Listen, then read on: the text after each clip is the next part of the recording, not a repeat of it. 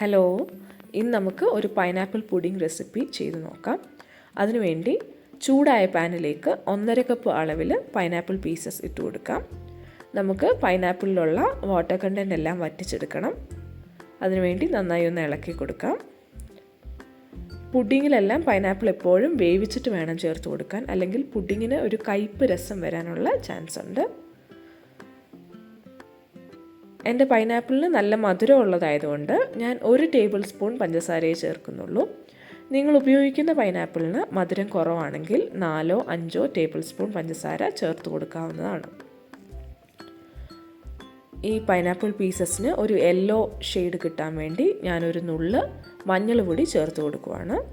നന്നായി ഇളക്കി കൊടുക്കുക. ഈ വെള്ളത്തിൻ്റെ അംശമെല്ലാം വറ്റാൻ വേണ്ടി എനിക്ക് ഏകദേശം 15 മിനിറ്റോളം സമയമെടുത്തു. 15 മിനിറ്റ് കഴിഞ്ഞപ്പോൾ എൻ്റെ വാട്ടർ കണ്ടൻറ്റ് എല്ലാം വറ്റി. ഇനി ഇത് നമുക്ക് മാറ്റി വെക്കാം.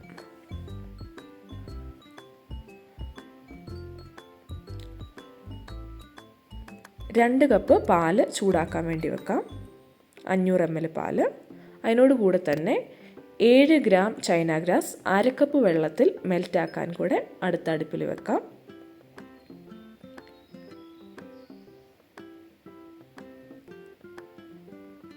ഇത് രണ്ടും ഒരുമിച്ച് ചെയ്യേണ്ട കാര്യങ്ങളാണ്. ഒരടുപ്പിൽ ചൈന ഗ്രാസും ഒരടുപ്പിൽ പാലും വെച്ചിട്ട് ഒന്നിച്ച് ചെയ്യാം. പാലിന് ഒരു യെല്ലോ ഷെയ്ഡ് കിട്ടാൻ വേണ്ടിയിട്ട് അല്പം മഞ്ഞൾ പൊടി ചേർത്ത് കൊടുക്കുക. മധുരത്തിനായിട്ട് ഞാനിവിടെ 4.5 ടേബിൾ സ്പൂൺ പഞ്ചസാരയാണ് ചേർത്ത് കൊടുത്തിരിക്കുന്നത്. മധുരം കൂടുതൽ വേണ്ടിയവർക്ക് ഇതിന് കൂടുതൽ ചേർത്ത് കൊടുക്കാം. മിൽക്ക് മെയ്ഡ് ഉള്ളവർക്ക് ഇവിടെ പഞ്ചസാരയ്ക്ക് പകരം മിൽക്ക് മെയ്ഡും ചേർത്ത് കൊടുക്കാം. ഇപ്പോൾ എൻ്റെ പഞ്ചസാരയെല്ലാം നന്നായി അലിഞ്ഞു വന്നിട്ടുണ്ട്. അപ്പുറത്ത് എൻ്റെ ചൈന ഗ്രാസും നന്നായിട്ട് മെൽറ്റായിട്ട് വന്നിട്ടുണ്ട്. ഇനിയും ഈ മെൽറ്റായ ചൈന ഗ്രാസ് ഞാൻ ഈ പാലിലേക്ക് ഒഴിച്ചു കൊടുക്കുകയാണ്. നന്നായി ഇളക്കിക്കൊണ്ടിരിക്കുക.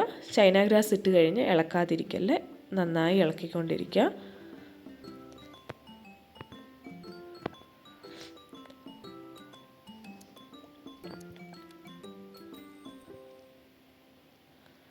ഇപ്പോൾ പാലും ചൈന ഗ്രാസും എല്ലാം നല്ല സെറ്റായി. ഇനി നമുക്ക് ഫ്ലെയിം ഓഫ് ചെയ്യാം. ഇനി നമുക്ക് പുഡിങ് സെറ്റ് ചെയ്യാൻ വേണ്ടി വെക്കാം.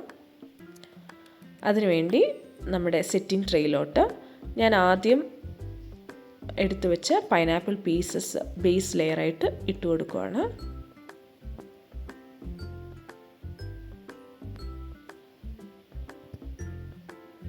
അതിന് മുകളിലേക്ക് ഇപ്പോൾ ഉണ്ടാക്കിയ പാലിൻ്റെ മിക്സ്ചർ ഇട്ട് കൊടുക്കുകയാണ്.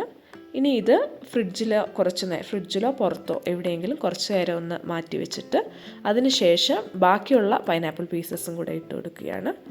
നേരെ മുകളിലോട്ട് ഇട്ട് കൊടുത്താൽ ഇത് സെറ്റാവാത്തത് കൊണ്ട് താഴോട്ട് താണു പോകും. അതുകൊണ്ടൊരു കുറച്ച് സെറ്റായതിനു ശേഷം ഈ മുകളിൽ വീണ്ടും ഇട്ട് നമുക്ക് ഗാർണിഷ് ചെയ്യാം. അപ്പോൾ ഇവിടെ എൻ്റെ പൈനാപ്പിൾ പുഡിംഗ് റെഡി ആയിരിക്കുകയാണ്. ഒരു 12 hours ഫ്രിഡ്ജിൽ വെച്ച് തണുപ്പിച്ചതിന് ശേഷം ഇത് ഉപയോഗിക്കാവുന്നതാണ്. Thank you.